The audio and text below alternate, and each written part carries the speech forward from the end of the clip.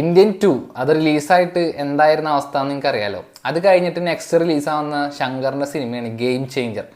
രാം ചരനും കിയറ അദ്വാനി ഇവരൊക്കെ ആയിട്ടുള്ള ഒരു സിനിമ, ഒരു പൊളിറ്റിക്കൽ സ്റ്റോറിയാണ്. എസ് ജെ സൂര്യയാണ് ഒരു വില്ലനായിട്ട് വരുന്നത്. അങ്ങനെ ഒരു പൊളിറ്റിക്കൽ സ്റ്റോറി. ഞാനിത് ഈ ഒരു സിനിമ അനൗൺസ് ചെയ്തപ്പോൾ തന്നെ ശ്രദ്ധിച്ചിരുന്നത്, ഇതിൻ്റെ സ്റ്റോറി അത് കാർത്തിക് സുബ്രാജാണ് എഴുതിയിരിക്കുന്നത്. കാർത്തിക് സുബ്രാജ് അറിയാലോ, നല്ലൊരു ഡയറക്ടറാണ്, അടിപൊളി സ്ക്രിപ്റ്റ് റൈറ്ററാണ്. അങ്ങനെ സിനിമയെക്കുറിച്ച് പ്രത്യേകിച്ച് ഓഡിയൻസിന് പറ്റുന്ന രീതിക്കുള്ള രീതിയിൽ സംഭവങ്ങൾ ഡെലിവറിയും പുള്ളി ശ്രദ്ധിക്കാറുണ്ട്. അപ്പോൾ ശങ്കറിൻ്റെ അടുത്തിറങ്ങിയ പടങ്ങളൊക്കെ പൊട്ടലോട് പൊട്ടലായിരുന്നു. പക്ഷേ ഈ പടം എനിക്കൊരു ആകെ ഒരു ചെറിയ പ്രതീക്ഷകളുണ്ടായിരുന്നത് എന്താണെന്ന് വെച്ചിട്ടുണ്ടെങ്കിൽ, കാർത്തിക് സുബ്രാജാണ് എൻ്റെ കഥ ചെയ്തിരിക്കുന്നത്. അപ്പോൾ ഒരു നല്ല സിനിമക്കുള്ള ഒരു ക്വാളിറ്റി നല്ലൊരു കഥയാണല്ലോ, അപ്പോൾ അത് ഉണ്ടാവുന്ന ഒരു പ്രതീക്ഷ ഉണ്ടായിരുന്നു. അങ്ങനെ ഞാൻ ഈ ഒരു സിനിമ കാണാനായിട്ട് തിയേറ്ററിൽ പോയത്.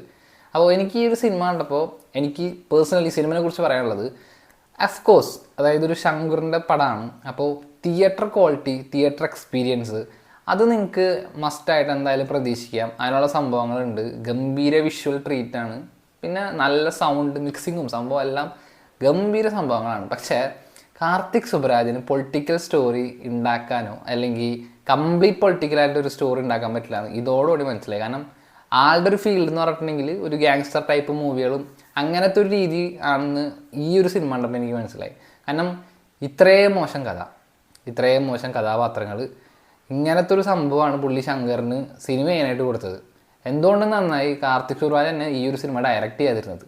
കാരണം അതും കൂടി ചെയ്തിരുന്നെങ്കിൽ ആളുള്ള വിലയും കൂടിയും പോയനെ. അത്രയും മോശം സ്റ്റോറി. ഇത് 2 മണിക്കൂർ 2.5 മണിക്കൂറോ 2.25 മണിക്കൂറോ എന്താ ലെങ്ത്ത് വരുന്ന ഈ സിനിമ. ഇതിൽ ഫസ്റ്റ് പാർട്ട് മാത്രം, അതായത് ഇൻ്റർവെല്ലിൽ വരെയുള്ള ഭാഗങ്ങൾ മാത്രമേ പിന്നെ എന്തെങ്കിലുമൊക്കെ നമുക്ക് കണ്ടിരിക്കാൻ പറ്റുള്ളൂ. ഒരു എൻഗേജിങ് ആയ രീതിയിൽ അങ്ങോട്ട് പോകണം ഇങ്ങോട്ട് പോകണം എന്താണ്ടൊക്കെ പോകുന്നുണ്ട്.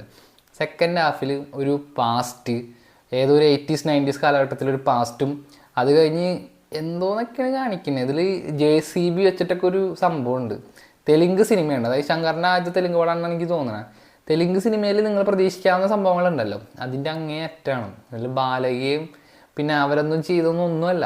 ഇതിൽ ശങ്കർ രാംചരനെ കൊണ്ട് ചെയ്യിപ്പിക്കുന്ന കുറേ സംഭവങ്ങളുണ്ട്. ഇത് OTT ഒന്ന് റിലീസായിട്ടുണ്ടെങ്കിലല്ല ട്രോളിൻ്റെ പൂരമായിരിക്കും. കാരണം അങ്ങനത്തെ കുറേ സീനുകളാണ് ഇതിൽ ശങ്കർ ഒരുക്കി വെച്ചിരിക്കുന്നത്. പിന്നെ ഒരു വലിയ ക്വാളിറ്റി എന്ന് പറയണമെങ്കിൽ തമൻ്റെ മ്യൂസിക്കാണ്. അത് ബാക്ക്ഗ്രൗണ്ട് സ്കോർ ആണെങ്കിലും സോങ്സ് ആണെങ്കിലും ഗംഭീരം. ഞാൻ തമൻ്റെ കുറേ മ്യൂസിക്കും പുള്ളി ചെയ്തിട്ടുള്ള കുറേ സിനിമകൾ കണ്ടിട്ടുണ്ട്. പക്ഷേ ഇത്രക്ക് ഗംഭീരമായിട്ട് ബാക്ക്ഗ്രൗണ്ട് സ്കോർ, സോങ്സിനേക്കാൾ അടിപൊളിയായിട്ട് ആൾ ബാക്ക്ഗ്രൗണ്ട് സ്കോർ ചെയ്തിട്ടുണ്ട്. പ്രത്യേകിച്ച് സ്റ്റാർട്ടിങ് തൊട്ട് അതിൻ്റെ ഒരു സിനിമയുടെ ഫസ്റ്റ് ഒരു 10 മിനിറ്റ് എന്ന് പറഞ്ഞിട്ടുണ്ടെങ്കിൽ ഭയങ്കര ഫാസ്റ്റ് മൂവ് ചെയ്താണ് പോകുന്നത്.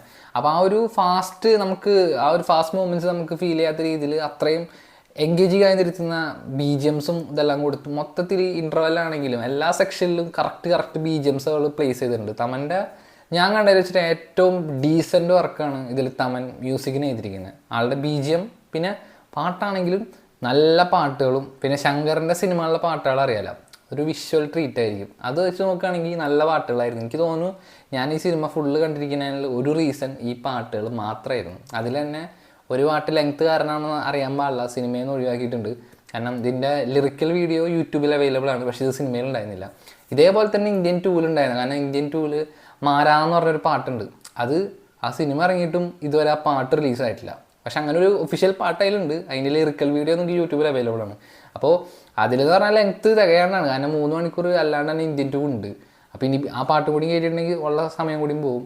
ഇത് പിന്നെ എനിക്ക് തോന്നുന്നു സിറ്റുവേഷൻ അനുസരിച്ച് ആ ഒരു പാട്ട് കുത്തിക്കയറ്റാനുള്ളൊരു സ്ഥലമില്ല.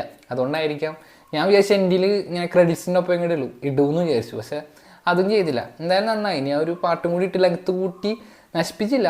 എന്തായാലും ചിലപ്പോൾ യൂട്യൂബിൽ അങ്ങനെ ഇറക്കുമായിരിക്കാം. എന്നാലും ഇതിൻ്റെ മെയിൻ നല്ലൊരു സംഭവം എന്ന് പറഞ്ഞിട്ടുണ്ടെങ്കിൽ ഗംഭീര തിയേറ്റർ എക്സ്പീരിയൻസ് കിട്ടി. നല്ലൊരു തിയേറ്റർ എക്സ്പീരിയൻസ് ഉള്ളൊരു പടം കാണാൻ, ഒരു കഥയില്ലാത്ത ഒരു ലോജിക്കില്ലാത്ത പടം കാണാനാണ് നിങ്ങൾക്ക് ആഗ്രഹമെങ്കിൽ തീർച്ചയായിട്ടും ഈ ഒരു പടം തിയേറ്ററിൽ പോയി കാണാനായിട്ട് നിങ്ങൾ ശ്രമിക്കുക. നല്ല തിയേറ്റർ എക്സ്പീരിയൻസ് കിട്ടും. അത് ഞാൻ 100% ഉറപ്പിച്ച് പറയാം. നല്ല സൗണ്ടും നല്ല വിഷ്വൽസും നല്ല കുറേ സംഭവങ്ങൾ, കുറേ സീനറികളൊക്കെ കണ്ടിരിക്കുക. ശങ്കറിൻ്റെ പടമല്ലേ, എല്ലാ ടെക്നോളജീസും എല്ലാം അടിപൊളിയായി യൂസ് ചെയ്യുന്നുണ്ട്. എഡിറ്റിങ്ങും സംഭവം എല്ലാം രസമാണ്. സിനിമാറ്റോഗ്രാഫി VFXും ഒന്നും മോശമായി ചെയ്തിട്ടില്ല. പക്ഷേ കഥ കൊള്ളൂല, കഥാപാത്രങ്ങൾ കൊള്ളൂല, ഡയറക്ഷൻ അട്ടർ ഫ്ലോപ്പായി പോയി. പ്രത്യേകിച്ച് ശങ്കറിൻ്റെ പടങ്ങൾ എന്നൊക്കെ പറഞ്ഞാൽ എങ്ങനത്തെ പടങ്ങളായിരുന്നറിയോ. ഞാനൊരു കാലഘട്ടത്തിൽ ഈ ഇങ്ങനെ അയ്യൊക്കെ ഇറങ്ങിയ സമയത്ത് ഇത് കാണാനായിട്ട് ഞാൻ വാശി പിടിച്ച് വീട്ടിൽ നിന്ന് വിളിച്ചിട്ടുണ്ടോണ അവസ്ഥ ഉണ്ടായിട്ടുണ്ട്.